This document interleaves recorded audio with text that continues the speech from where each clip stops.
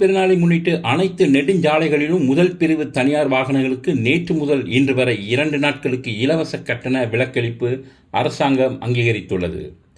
தேசிய எல்லைகளில் உள்ள PSIA எனும் சுல்தான் இஸ்கண்டர் கட்டிட சுங்கச்சாவடி, ஜொகரில் உள்ள தஞ்சோங் கூபாங் டோல் சாவடி தவிர இதர அனைத்து டோல் சாவடிகளிலும் இந்த கட்டண விலக்கு சலுகை அளிக்கப்படும் என்று பொதுப்பணித்துறை அமைச்சர் டத்தோஸ்ரீ அலெக்சாண்டர் நந்தாலிங்கி கூறினார்.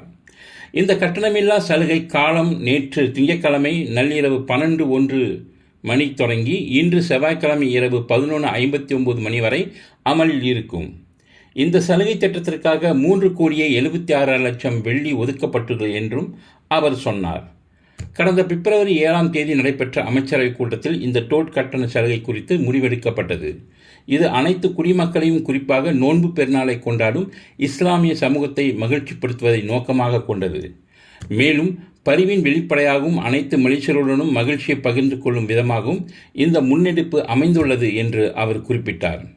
இந்த கட்டண விலக்கு மூலம் அனைத்து நெடுஞ்சாலைகளிலும் வாகனங்களின் எண்ணிக்கை நாளொன்றுக்கு 24,60,000 மில்லியன் அதிகரிக்கும் என்றும் எதிர்பார்க்கப்படுகிறது என அவர் குறிப்பிட்டார்.